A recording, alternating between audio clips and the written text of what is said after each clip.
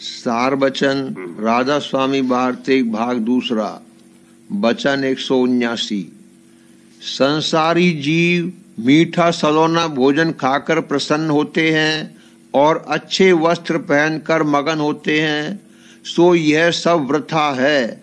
और गुरुमुख को कौन सा पदार्थ मीठा और सलोना और कौन सा वस्त्र प्यारा लगता है, उसका वर्णन संत सद्गुरु इस तरह करते हैं कि गुरुमुख वह है जिसको सतगुरु का बोलना मीठा लगता है, क्योंकि इससे ज्यादा कोई पदार्थ रसीला नहीं है, और सतगुरु के वचन का सुनना सलोना लगता है, और सतगुरु के ऊपर भाव का आना गुरुमुख का पैराहन है।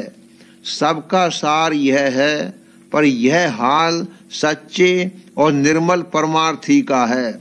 उसी को यह पदार्थ ऐसे प्यारे लगेंगे जैसा कि ऊपर कहा है, और संसारी जीवों को उनसे नफरत होगी। वचन 180। आजकल के ज्ञानी वेद को पहले कहते हैं और संतों को पीछे बताते हैं। यह इनकी बड़ी भूल है, और सबब उसका यह है कि यह उनको संत जानते हैं कि जो वेद को पढ़कर उसके माफिक चलते हैं, और जिनको कुछ थोड़ी सी साध गति हासिल हुई है, पर जो संत की वेद के कर्ता हैं उनकी इनको बिल्कुल खबर नहीं है। जो वेद पढ़कर संत कहलाते हैं वह इन संतों के सेवकों की भी बराबरी नहीं कर सकते हैं। जैसे एक शख्स ने विद्या तो पढ़ी पर नौकरी न पाई, दूसरे ने विद्या कम पढ़ी पर नौकरी बड़े दरबार में पाई और उस पर होशियार है, फिर विद्या वाला उसकी बराबरी नहीं कर सकता है। यही हाल आजकल के ज्ञानियों का है कि विद्या तो खूब पढ़ी पर नौकरी नहीं करी, यानी सतगुरु की भक्ति प्राप्त नहीं हुई, और संतों के सेवक चाहे मूर्ख भी हैं पर उनको भक्ति और शरण पूरे सतगुरु की प्राप्त है, तो वह एक रोज पूरे पद को पावेंगे, और वाचक जोगी और ज्ञानी 84 में भटका खावेंगे। वचन 181। पांचों शास्त्रों का दोष तो वेदांत ने निकाला, और वेदांत का दोष अब संत सद्गुरु निकालते हैं। सतयुग, त्रेता और द्वापर में इन शास्त्रों की पोल नहीं निकली, क्योंकि जब संत प्रकट नहीं हुए थे। अब कलयुग में वास्ते उद्धार जीवों के संतों ने चरण पधारे हैं, और सब मतों के दोष और गलतियों को खोलकर जनाते हैं, और सच्चा और सीधा रास्ता उद्धार का बतलाते हैं। पर जीवों की ऐसी ओछी मति है कि उनके वचन को नहीं मानते और उन पर प्रतीत नहीं लाते हैं। गौर करने से मालूम होगा कि वेद मत का निश्चय भी तो पढ़कर या सुनकर किया है, कुछ कमाई उसकी नहीं करी और न कर सकते हैं। क्योंकि जो अभ्यास की वेद में लिखा है उसकी कमाई इस युग में नहीं बन सकती है, और कमाई वाले पर इनको प्रतीत नहीं तो उससे जुगत कमाई की संतों की रीति से दरियाफ्त करके अभ्यास में लग सकते हैं। और जो सिर्फ पोथियों के आश्रय रहे और उन्हीं को पढ़ा किए, तो हरगिज जुगत उनसे हासिल नहीं होगी, पर विद्या का अहंकार पैदा होगा कि वह और भी अंतःकरण को मलिन करेगा, और काबिल कमाने जुक्ति के भी नहीं रहेगा।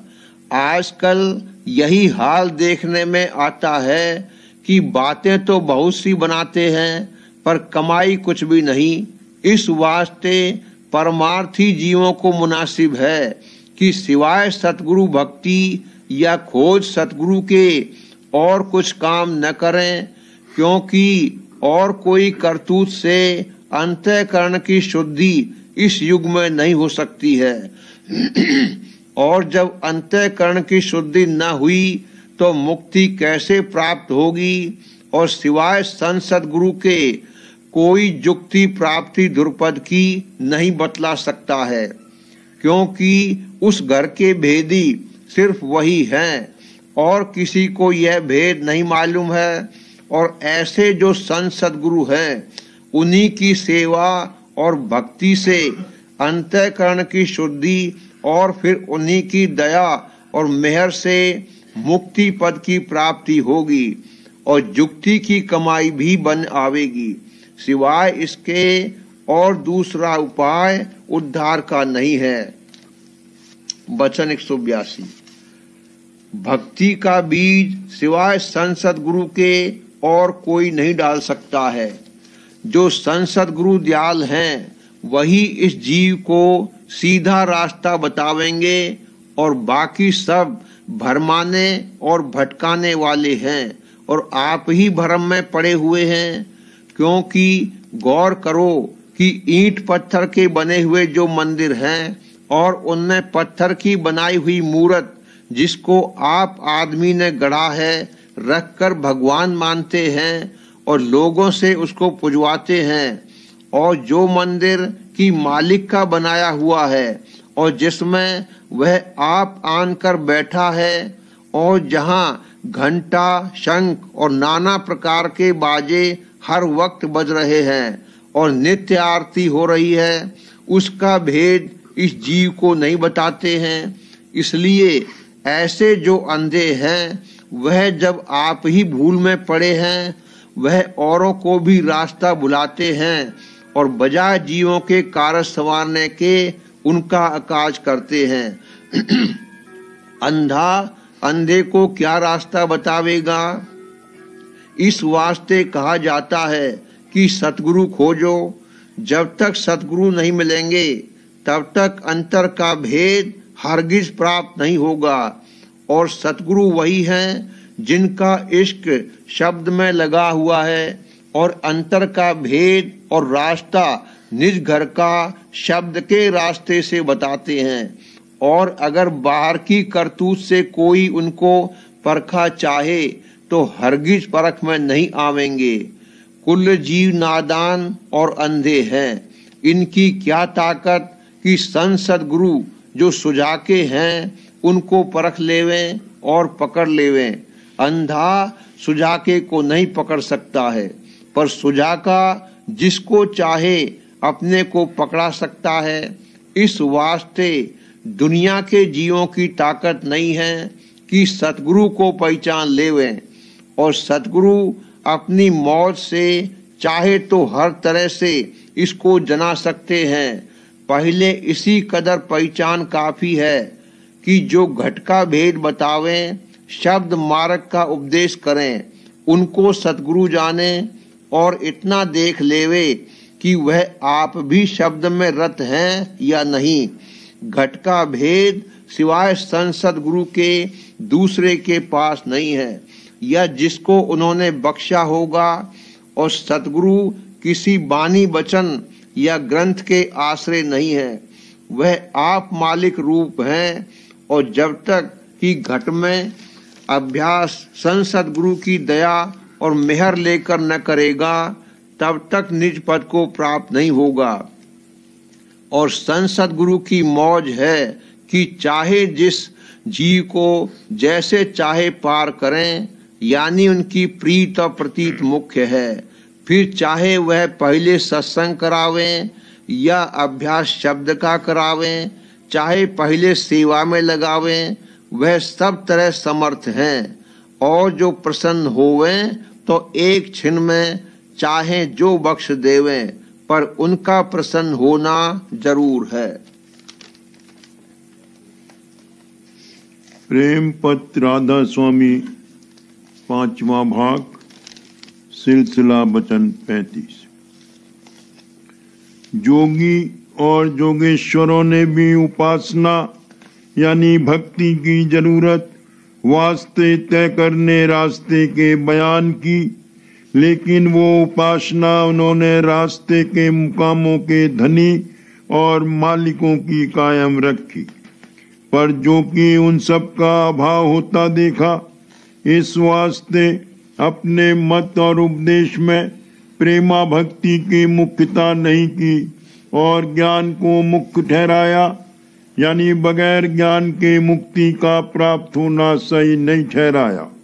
और ज्ञान से मतलब ये है कि अभ्यासी जो भक्ति करके ईश्वर या ब्रह्म के मुकाम तक पहुंचा है वहां न ठहरे और ब्रह्म या ईश्वर के लक्ष्य रूप में जो अरूप और निराकार है मिलकर अपने आपे को उसमें गुम कर दे, ताकि फिर जन्म न होवे और प्रलय और महाप्रलय की चोट से बच जावे, क्योंकि ईश्वर और ब्रह्म के लोक का प्रलय और महाप्रलय में अभाव हो जाता है। संतों ने जो प्रेमा भक्ति की शुरू से आखिर तक मुख्यता करी, उसका सबब ये है कि उनका भगवंत सत्य पुरुष राधा स्वामी दयाल हमेशा कायम है और किसी किस्म की प्रलय का असर दयाल देश यानी पहले दर्जे में नहीं पहुंचता है। संत भी अपने प्रीतम कुल मालिक से जब चाहे तब मिलकर एक हो सकते हैं और फिर जब चाहे तब जुदा होकर दर्शनों का आनंद लेते हैं। इसको भेद भक्ति और अभेद भक्ति कहते हैं। लेकिन जोगी और जोगेश्वर जिस पद में समाये उससे फिर न्यारे नहीं हो सकते जब तक कि वक्त उत्थान यानी फिर जन्मने का न आवे। उत्तम जीव यानी प्रेमी सुरतों से संत सद्गुरु फरमाते हैं कि कुल मालिक राधा स्वामी दयाल के चरणों में गहरी प्रीत और प्रतीत करनी चाहिए, यानी जिस कदर की उनकी प्रीत संसार और कुटुंब परिवार और धन माल वगैरह में है, उससे कुछ ज्यादा मालिक के चरणों में होना चाहिए। तब रास्ता सुखाला और तेज चलेगा, यानी जो मालिक की प्रीत का पल्ला बनिस्बत दुनिया की प्रीत के पल्ले से कुछ भारी होगा, तब कोई विघ्न मन और माया और काल वगैरह का उनके अभ्यास में खलल नहीं डालेगा और अभ्यास भी सहज बनेगा। इसी को गुरुमुक्ता कहते हैं और गुरुमुख को कोई रोक और अटका नहीं सकता। जो उत्तम जीवों की विशेष प्रीत चरणों में होगी, तब ये बात जाहिर होगी कि उन्होंने सच्चे मालिक की कुछ पहचान करी और उसके चरणों का निश्चय धारा, और फिर कुल मालिक उन पर दया भी सबसे ज्यादा और उनकी संभाल और रक्षा भी ज्यादा करेंगे और उनकी सफाई भी जल्द होगी और रास्ता भी जल्द तय होगा।